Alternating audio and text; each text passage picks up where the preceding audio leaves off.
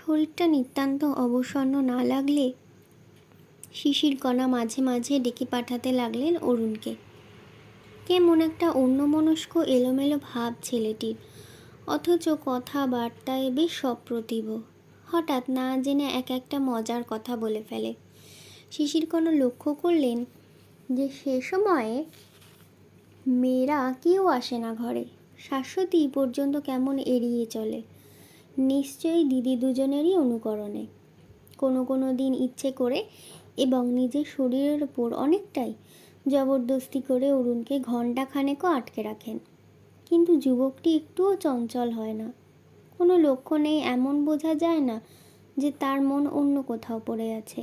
মনের অনেক তলায় অন্ধকার অপ্রকাশিত অংশে ছেলেটার জন্য একটু একটু দুঃখও হলো শিশিরকণার।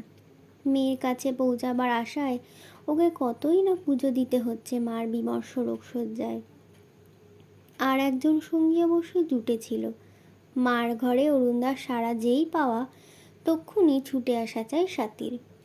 এসেই মেঝেতে চিত হয়ে পড়তে লেগে যাবে কোনো ছেঁড়াখোড়া হিজিবিজি কি রাঙা ছবি, নয়তো দিদিদের কোনো পরিত্যক্ত খাতার কোনো একটি সাদা কাগজে ভাঙা পেন্সিলে বারবার জিভ ঠেকিয়ে অত্যন্ত মন দিয়ে ছবি আঁকবে উপুর হয়ে। অরুণ যদি তার দিকে একবার তাকিয়ে বলল কি ছবি আঁকা হচ্ছে, তাহলে আর কথা নেই, খাতার ওপর বুক পেতে লজ্জায় মূর্ছা গেল। দেখি না, দেখি একটু। অল্প একটু সাধ্য সাধনার পরেই স্বাতী মুখ খুলে, না বিশ্রী হয়েছে। কিন্তু তক্ষুনি খাতাটা নিয়ে এসে দাঁড়ালো অরুণদার পিছনে। অরুণ খাতার দিকে তাকিয়ে বলল, তুমি কোনটা এঁকেছ? এই তো। মা, এটা তোমার আঁকা? আমি ভাবছিলাম তোমার দিদিদের বুঝি। সত্যি তুমি এঁকেছ? এই কলা গাছ, নদী, সূর্য সব? বাহ, কি সুন্দর। মোটেও না। কোকড়া চুল নেচে উঠল স্বাতীর মাথায়। ছোট্ট সুঠাম শরীরটিতে নানা রকম ভঙ্গির ঢেউ উঠল। অরুণের মুখ দিয়ে একটু তাকিয়ে বলল, সত্যি ভালো হয়েছে? ভালো মানে এরকম আঁকতে পারে না কি কলকাতা শহরের আর কোনো 5 বছরের মেয়ে? আর কোনো শহরে পারে? তা তো জানি না, অরুণ অবিহল গাম্ভীর্যে উত্তর দিল। বিলেতে টিলেতে পারে বোধ হয়। বিলেতটা এত দূরে যে সেখানে তার সমকক্ষের সম্ভাবনা স্বাতী হাসি মুখেই মেনে নিল। তার এর পরের প্রশ্ন হলো, অরুণদা, তেঁতুল গাছ কীরকম? তেঁতুল গাছ? এই কলা গাছের পাশে একটা তেঁতুল গাছ আঁকবো, কিন্তু তেঁতুল গাছ কীরকম কিছুতেই মনে করতে পারছি না। মা, আমি তেঁতুল গাছ দেখেছি। তোর বকবকানি থামা তোর একটু। এর যে মোলায়েম কোনো উত্তর মার কাছে আশা করা স্বাতী ছেড়ে দিয়েছে অনেক দিন। মুখ একটু মলিন না করে আবার বলল, অরুণদা বলো না তেঁতুল গাছ কীরকম? অরুণ হেসে বলল, আমিও ঠিক মনে করতে পারছি না এখন, কাল বলবো তোমাকে। পরের দিন অরুণ নিয়ে এলো কুচকুচে কালো পেন্টিং বক্স আর মস্ত ড্রয়িং খাতা। হাতে পেয়ে বিদ্যুৎ খেলে গেল স্বাতীর চোখে মুখে। মেজদি, সেজদি, ছোটদি চিৎকার করে বিদ্যুতের মতোই সে ছুটে গেল। এই সুযোগ শিশিরকণা হারালেন না। একটু তীক্ষ্ণ সুরেই বললেন, এ কি অন্যায় তোমার? অন্যায়? অন্যায় আমি কি করলাম? ব্যাকুল জিজ্ঞাসা অরুণের। মিছিমিছি টাকা নষ্ট? নষ্ট কেন? বাচ্চারা তো সব খেলনাই ভেঙে ফেলে, তাই বলে কি টাকা নষ্ট হয়? শোনো অরুণ, তোমাকে একটা কথা বলি। তুমি বাড়ির ছেলের মতো, আসো যাও সে বেশ কথা, কিন্তু তুমি উপহার কিনে কিনে এত টাকা খরচ করো, সেটা আমার ভালো লাগে না। অরুণের নিচু করা মাথার দিকে তাকিয়ে শিশিরকণা বুঝলেন যে তার কাছে এটা একেবারে অপ্রত্যাশিত, বজ্রপাতের মতো নিষ্ঠুর নিশ্চয়ই, তবু না বলে পারলেন না। টাকা যদি তোমার এতই বেশি হয়ে থাকে, সংসারে গরিব দুঃখীরও কি অভাব? কয়েকটা অপরিণত মেয়ের উচ্ছৃঙ্খলতাকে প্রশ্রয় দিয়ে লাভ কি? বয়সের অনুপাতে তোমাকে খুব বুদ্ধিমান মনে হয়। আমার কথা তুমি বুঝবে নিশ্চয়ই। অরুণ মুখ তুলতে পারল না অনেকক্ষণ। উঠে দাঁড়ালো যখন, সে মুখ দেখে শিশিরকণার কষ্ট হলো। খানিক পরে মহাশ্বেতা এসে বলল, মা, অরুণদা কোথায়? চলে গেল এইমাত্র। চলে গেল? কি মুশকিল, এখন আমি অঙ্কটা বুঝে নিই কার কাছে। 2 দিন, 4 দিন, 7 দিন কেটে গেল, অরুণ আর আসে না। বিকেলবেলা আস্তে আস্তে উঠে মেয়েদের ঘরে এলেন শিশিরকণা। তাকে প্রথম দেখতে পেল স্বাতী। মা, মা এসেছে, কি মজা! ছুটে গিয়ে জড়িয়ে ধরল মাকে। মেয়ের আদরের ধাক্কা সইতে না পেরে মা এলিয়ে পড়লেন পাশাপাশি পাতা 3টি খাটের প্রথমটিতে। এক লাফে পাশে শুয়ে পড়ল স্বাতী। গলা জড়িয়ে ধরে মুখে মুখ ঘষতে লাগলো। মা, তুমি তবে ভালো হয়ে গেছো? মা, আজ একটু বেড়াতে নিয়ে যাবে আমাকে? চলো না মা। শাশ্বতীও এসে বসল বিছানায়। মার কপালের একটি চুল 2 আঙুলে লম্বা করে টেনে বলল, ইস মা, কতদিন পর তুমি এলে ঘরে। বড় 2 মেয়ে এসে দাঁড়ালো। পশ্চিমের ঘর, রোদ্দুর এসছে লম্বা লম্বা ফালিতে, হাওয়া দিচ্ছে ঝিরি ঝিরি। মুহূর্তের জন্য শিশিরকণার মনে হলো তিনি সত্যিই সেরে গেছেন। যাবে না মা? দ্বিগুণ হলো অনুনাসিকতা। আমি কি হাঁটতে পারি রে? তবে ট্যাক্সিতে চলো, রিক্সাতে চলো। আজ থাক, আর একদিন। যেই দিনই তোমাকে বলি আজ থাক আজ থাক, মার গড়া ছেড়ে দিয়ে স্বাতী বিছানায় গড়ালো। দুধ চাই, কিচ্ছু ভালো লাগে না। অরুণদা এলেও একটু গল্প টল্প করতে পারতো। শাশ্বতী হেসে উঠল কথা শুনে। সত্যি রে, অরুণ যে আসে না কদিন, কেন? বলে শিশিরকণা মহাশ্বেতার মুখ চোখে রাখলেন। মহাশ্বেতা লালও হলো না, চোখও নামালো না। চুলের বিনুনি করতে করতে উদাসভাবে বলল, কি জানি। রাগটাগ করেনি তো? শিশিরকণা চোখ সরালেন সরস্বতীর মুখে। বোধ হয় সরস্বতী হাসল। সেদিন স্বাতী যা চুল ধরে টেনেছিল, ওরে বাপ! মোটেও না, মোটেও চুল ধরে টানিনি আমি। বাহ, টানলি না, যোগান দিল শাশ্বতী। টানতে টানতে ফদ্দাফাই করে দিলি। টেনেছি তো টেনেছি, বেশ করেছি। তোমাদের তো আর পেন্টিং বক্স দেয়নি, আমাকেই দিয়েছে। ঝুপ করে খাট থেকে নেমে শাশ্বতীর পড়ার টেবিলের তলা থেকে তার পেন্টিং বক্স বার করে নিয়ে সগর্বে বেরিয়ে গেল স্বাতী। সুন্দর হাঁটছে মেয়েটা। অনেকটা নিজের মনেই শিশিরকণা বললেন, জানো মা, শাশ্বতী বলে উঠল, ও নাচতে পারে, কত নাচে আমাদের সামনে। আয়নার সামনে দাঁড়িয়ে একা একাও নাচে। একদিন দেখবে মা ওর নাচ। শাশ্বতী 2 হাতে মার একটি হাত চাপ দিল। থাক, নিচে কাজ নেই। শাশ্বতীর উৎসাহে জল ঢেলে দিল শিশিরকণা। আস্তে আস্তে উঠলেন। 3 বোনে সাজগোজ করে বেরিয়ে গেল বেড়াতে। ওদের কলকল কথা সিঁড়ির শেষ ধাপটি পর্যন্ত শুনতে পেলেন তিনি। ওরা হাসছে, বেড়াচ্ছে, সন্ধেবেলা নিজেরাই আড্ডা জমাচ্ছে যথারীতি। একটুও তো আঁচড় পড়েনি ওদের। আজকালকার মেয়েগুলো কি নির্বোধ, না হৃদয়হীন, না কপটতায় ওস্তাদ। অরুণের না আসাটা ছোট্ট একটি কাঁটার মতো বিঁধে রইল শিশিরকণার মনে। আরও 2 দিন পরে অরুণ এলো। সোজা শিশিরকণার কাছে এসে সলজ্জভাবে বলল, কলেজ ছুটি হলো, দেশে যাচ্ছি কাল। মুখের দিকে একটু তাকিয়ে শিশিরকণা বললেন, এতদিন আসনি যে? ছুটির আগে অনেক কাজ শেষ করতে হলো। খুব সহজভাবে উত্তর দিল অরুণ। ভালো আছো তো? ভালো আছি মাসিমা। এই যে স্বাতী, কি খবর? স্বাতী বেগে ছুটে আসছিল। মাঝপথে থমকে দাঁড়িয়ে শরীর মোচড়াতে লাগলো। এসো এসো, লজ্জা কি? একদিন না দেখেই লজ্জা? তাহলে ছুটির পর এলে তো চিনতেই পারবে না। স্বাতী একটু কাছে আসতেই অরুণ 1 হাত বাড়িয়ে তাকে জড়িয়ে ধরল, আর সঙ্গে বিহল হয়ে গায়ে এলিয়ে দিল সে। আর 1 হাতে তার চুলে আদর করতে করতে অরুণ কানে কানে বলল, কটা ছবি আঁকলে? ঠিক তেমনই গোপন অন্তরঙ্গ সুরে স্বাতী খুব নিচু গলায় জবাব দিল, অনেক। দেখাবে না আমাকে? স্বাতী মাথা নাড়ালো। নিয়ে এসো খাতাটা। স্বাতী ছুটল।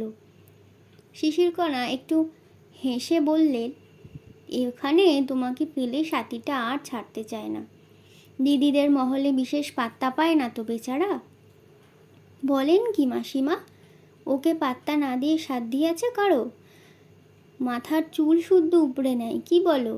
সাথী, লক্ষ্মী মা, ও ঘরে যাও, অরুণদাকে ছবি দেখাও বসে বসে। বেশি চেঁচামেচি করো না, আমার মাথা ধরেছে বড্ড। আর অরুণ, একেবারে খেয়েই যে ওইখান থেকে রাত্রিরে, কেমন? সে রাত্রেই শিশিরকণা স্বামীকে বললেন, তুমি তো পারলে না, এদিকে আমিই ঘরে বসে মেয়ের পাত্র ঠিক করলাম। শোবার আগে ওষুধ ঢালতে ঢালতে রাজেনবাবু বললেন, তোমার সঙ্গে আমার তুলনা? অরুণ সুপাত্র সন্দেহ কি? চেনাশোনা বলেই তো মন খুঁতখুত করে, তা না হলে কি এতদিন ভাবতুম? কিন্তু আমি ভাবছি, এই যে ওষুধ, বহুদিনের অভ্যস্ত নিপুণতার ওষুধটা একেবারে গেলাস থেকে কণ্ঠনালীতে চালান করে দিলেন শিশিরকণা। ভাবছি ওর কাকে পছন্দ, মহাশ্বেতা না সরস্বতীকে? বোধ হয় দুজনকেই। জলের গেলাস এগিয়ে দিয়ে রাজেনবাবু বললেন, বনস্থির করতে পারছে না।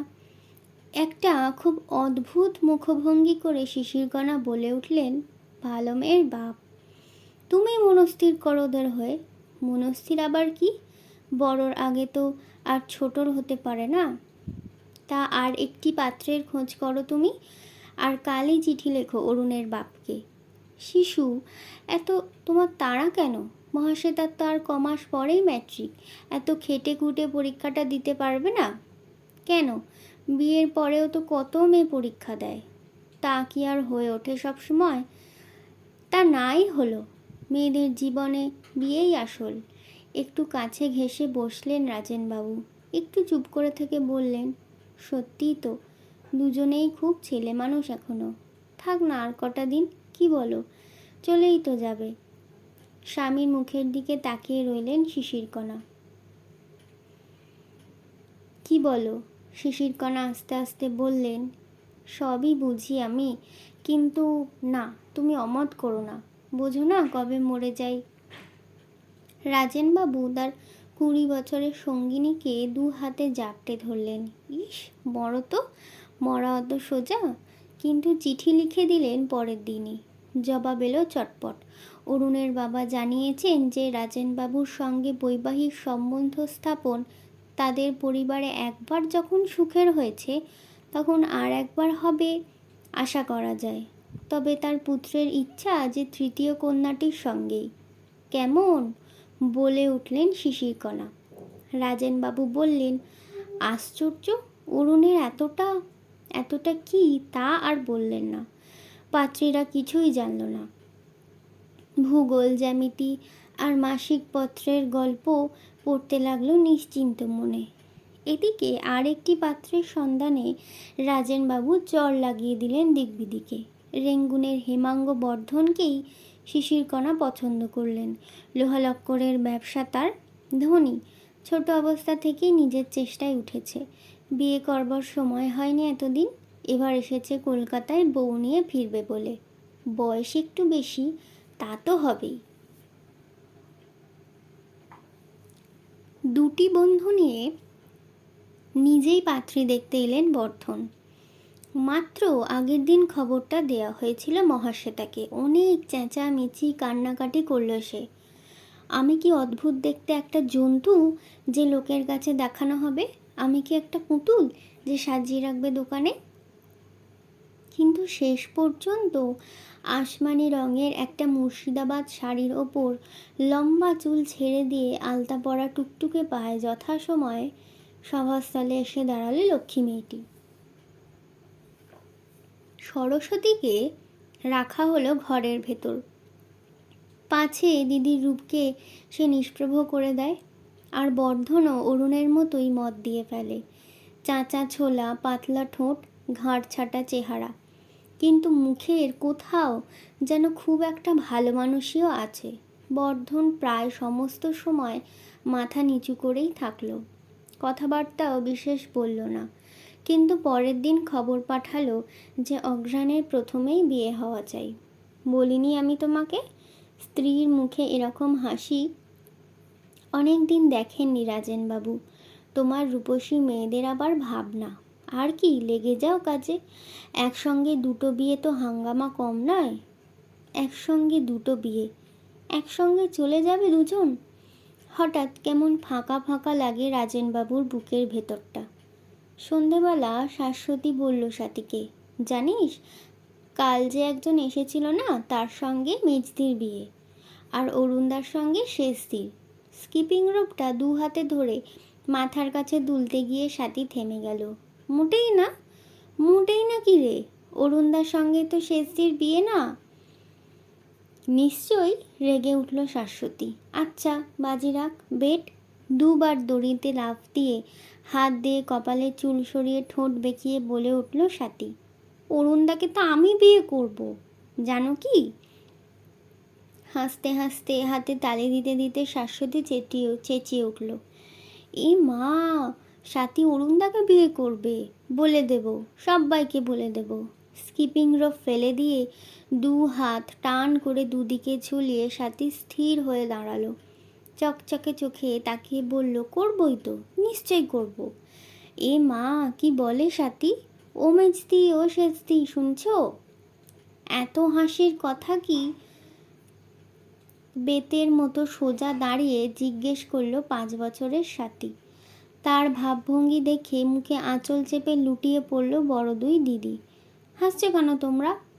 হাসবো না, ক্যাবলা কোথাকার। ফুলকি ছাড়ল সাথীর দুই চোখ। বড় নিঃশ্বাস পড়ল, বেড়ালের মতো ফুলে ফুলে উঠল ঘাড়। তারপর হঠাৎ তার ডান হাতটি উঠে এলো যেন খাপ থেকে তলোয়ার। ঠাস করে এক চড় বসিয়ে দিল তার চেয়ে 1 মাথা লম্বা 5 বছরের বড় শাশ্বতীর গালে। শাশ্বতী ছাড়ল না, উপযুক্ত উত্তর দিল। তুমুল লেগে গেল দুই বোনে। বাথরুম থেকে বেরিয়ে বারান্দা দিয়ে যেতে যেতে রাজেনবাবু শুনলেন চেঁচামেচি। তাড়াতাড়ি ঘরে ঢুকে দেখেন একেবারে রোলারুলি কাণ্ড। শাশ্বতী দাঁড়িয়ে আছে উস্কো খুস্কো চুলে দেওয়ালে ঠেস দিয়ে। সাথী লাফিয়ে উঠে উঠে তাকে মারছে, আর বড় দুই বোন হেসে গড়িয়ে পড়ছে ওর গায়ে, আর মাঝে মাঝে চেষ্টা করছে ওদের ছাড়াতে। কি হয়েছে রে? বাবাকে দেখে বড় দুজন হাসতে হাসতে মুখ ঢেকে ফেলল। হয়েছে কি? দেখো বাবা, শাশ্বতী আরম্ভ করলো। সাথী বলছিল, বলেছি। ঘামে রাগে চোখের জলে গনগনে গরম লাল ময়লা কালো মুচড়োনো মুখে গর্জে উঠল সাথী। বেশ করেছি, নিশ্চয়ই আমি অরুণদাকে বিয়ে করব। হ্যাঁ, করবই তো, তোমার তাতে কি? রাজেনবাবু তাকালেন এক মেয়ের মুখ থেকে আর এক মেয়ের মুখে। মহাশ্বেতা হাসি বন্ধ করে বলল, শাশ্বতী হেসেছিল, সেই জন্যই। রাজেনবাবু গম্ভীরভাবে বললেন, সত্যিই তো, হাসবার কি আছে এতে? শাশ্বতী, যা, চোখ মুখ ধুয়ে ফেল। আমাকে যে মারলো, তুমি কিছু বললে না বাবা? আহা, তুমিও যেন মারোনি। যা, আর ঝগড়া করতে হবে না। মার অসুখ না? এগিয়ে এসে ডাকলেন সাথী। বাবা। সাথী নতুন করে আকুল হলো কান্নায়। শোন, বলে রাজেনবাবু যেই হাত বাড়ালেন, অমনি সাথী ছিটকে দূরে গিয়ে উপুর হয়ে লুটিয়ে পড়ল মেঝেতে। রাজেনবাবুর মনে হলো ঠিক নাটকের নায়িকা মূর্ছিত হইলে পড়লেন রঙ্গমঞ্চে। রাজেনবাবু নিচু হয়ে তার মাথায় হাত রাখলেন। কান্নার মধ্যে ফুঁসে উঠল সাথী। বলল, করবই তো, নিশ্চয়ই করব, তাতে কার কি? রাজেনবাবু তাকে মেঝে থেকে তুলে শুইয়ে দিলেন মহাশ্বেতার বিছানায়। বালিশে মুখ চেপে সে এমন করে কাঁদতে লাগলো যেন এক টুকরো বরফের মতো গলে মিলিয়ে যাবে। সাথী, আমার সাথী সোনা। বাবা। হাত বাড়িয়ে বাবার হাত আঁকড়ে ধরল সাথী। রাজেনবাবু চুপ করে পাশে বসে রইলেন।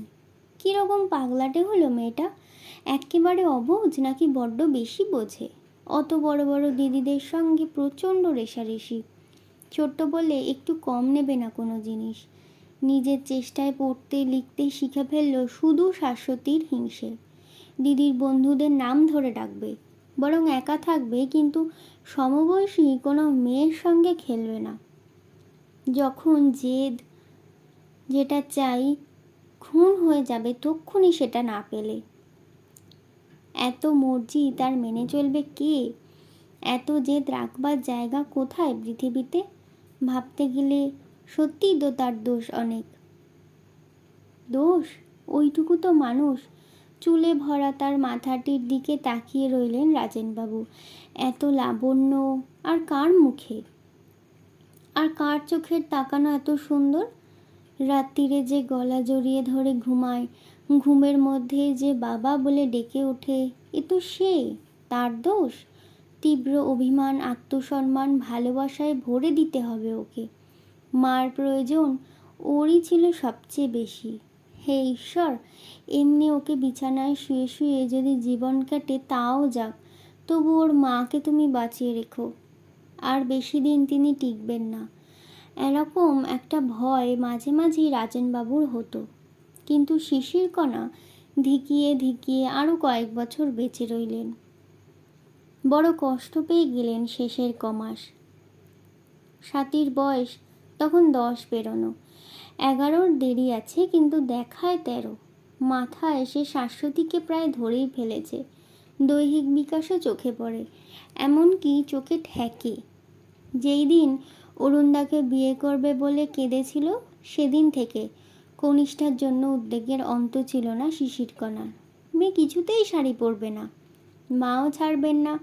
জোর করে পরিয়ে দিতেন নিজের ভালো ভালো শাড়ি, কিন্তু আধ ঘন্টার মধ্যেই আবার স্বাতীকে দেখা যেত নির্লজ্জ ফ্রক পরে ঘুরে বেড়াচ্ছে। অনুরোধ, ক্রোধ, নতুন নতুন শাড়ির প্রলোভন, কিছুতেই যখন ফল হলো না, তখন ওই মুর্মুর শরীরে উঠে বসে শিশিরকণা কল চালিয়ে সেলাই করলেন মেয়ের জন্য চৌবন আবরণী অন্তর্বাস। রাজেনবাবুকে তাড়া দিয়ে দিয়ে আনাতে লাগালেন লম্বা লম্বা ফ্রক, আরও আরও লম্বা। যে কোনো ফ্রক স্বাতীর ছোট হয়ে যায় দেখতে দেখতে। এদিকে তার মাপের ফ্রক কিনতে পাওয়া দুর্ঘট হয়ে উঠল। শেষটায় কি মেম সাহেবদের গাউন কিনতে হবে? জীবনের একেবারে শেষ মাসটির আগে পর্যন্ত স্বাতীকে বসতে, শুতে, চলতে, বলতে শেখাতে গিয়ে শিশিরকণার তার আয়ুর স্বল্প সম্বলের অনেকটাই খরচ করে ফেলেছিলেন।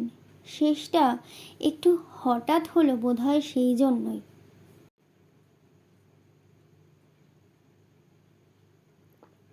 3টি বিবাহিত মেয়ে, তাদের 3 জন স্বামী, আর গোনাগুনতিতে 5টি ছেলে মেয়ে নিয়ে একে একে বিদায় নিল শ্রাদ্ধের পর। রাজেনবাবু চুপ করে বারান্দায় এসে বসলেন। তাহলে অন্য এক জীবন আরম্ভ হলো। যখন বিয়ে করেছিলেন, যখন বেলেঘাটার 18 টাকা ভাড়া বাড়িতে শিশু এসে উঠেছিল, তখন যে জীবন আরম্ভ হয়েছিল তা তো অনেক দিনই চুকেছে। এতদিন তবু জীবন্ত একটা চিহ্ন ছিল তার, তাও মুছে গেল। বেলেঘাটা থেকে শাঁখারীপাড়ার দোতলা 2টি ঘর, তারপর হাজরা রোডে দক্ষিণমুখ ফ্ল্যাট। কি ধোঁয়া হতো শীতকালে। তারপর এই তো সেদিন যতীন দাস রোডের এই 70 টাকা ভাড়ার আস্ত দোতলা বাড়ি, সেটা এলো ছেলে হতে। লেক পর্যন্ত খোলা ছিল তখন, ঝড়ের মতো হাওয়া চৈত্র মাসে। কিন্তু রাত্রে শিশু কাঁদল মশার যন্ত্রণায়। বাবা, স্বাতী, খেয়েছিস তোরা? খেয়েছি। বিজু ঘুমিয়ে পড়েছে, চোট দিও। তুই একা জেগে আছিস, শুবি না? তুমি চলো বাবা। রাজেনবাবু উঠলেন। বারান্দার অন্ধকার থেকে আলোতে এসে একটু হাসির ধরনে বললেন, স্বাতী, শাড়ি যে? হ্যাঁ বাবা, এখন থেকে শাড়িই পরবো।